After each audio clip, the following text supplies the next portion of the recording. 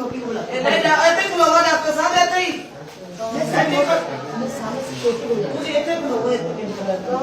तुम जाके सिक्योरिटी में रखो सामने तुम जाओ बुला के लो तुम बाहर से नहीं सिक्योरिटी को लाइए वहाँ बैठो मैं आपका क्या मतलब है तुम क्या कर रहे हो तुम अंदर क्या कर रहे हो क्या मतलब अंदर ये कौन है ये कौन है जी तो मंगेतर तो ये कमरा तुम्हें मिला मंगेतर के लिए मैंने कौन सा काम नहीं तो यहाँ क्या बाहर जाके बैठो मंगेतर के साथ कैंटीन पे जाके बैठो ये नहीं करो ये नहीं करो हमें मैं आपको बताती इसको यही रखो यही रखो यही रखो यही रखो ये कोई सही बात नहीं है तुम्हें मैं कहा गार्ड को बुला के लेके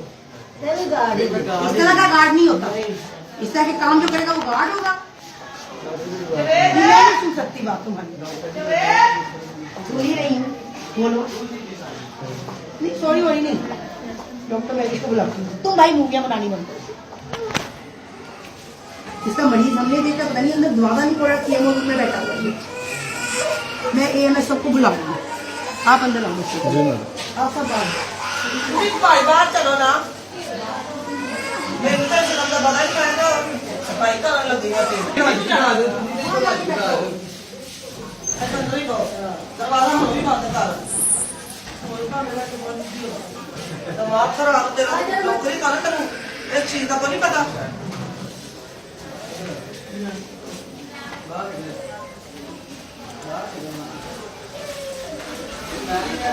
सामने मूवी ना बनाओ तुम मूवी बना रहे हो ना बनाओ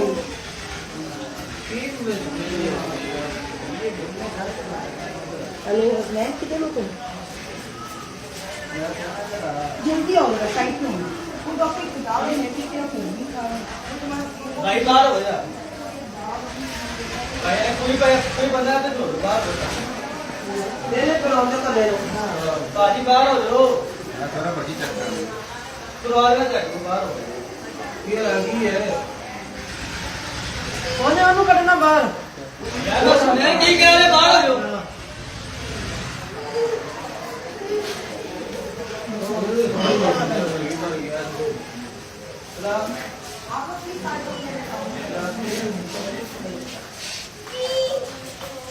मैडम ये यही तो मैंने ये पर्चा करवाना है मैंने अगर ये चली गई ना मुद्दा निकल गया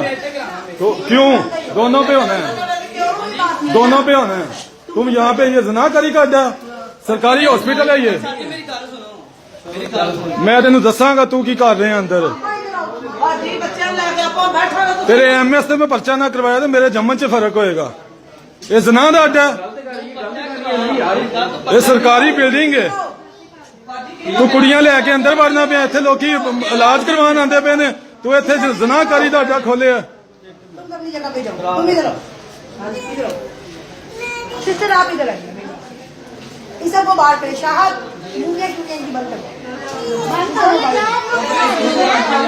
सिस्टर जी मैं इसको बुला रही फोन पर की बोल रहे हैं चैन को मैं नहीं इसको भेजो क्या मतलब जाने के बाद मैं आधे घंटे से डॉक्टर खुद भी आके नॉक कर रही खोल ही नहीं रहे ये बच्ची बेचारी नॉक कर रही है खोल ही नहीं रहे सफाई करनी मैं पता नहीं क्या हो गया कहती डॉक्टर अपने वहाँ बैठे मैं तो डॉक्टर भी जाते ना राउंड के बाद वहाँ बैठे तो कमरा साफ कर दो ठीक है।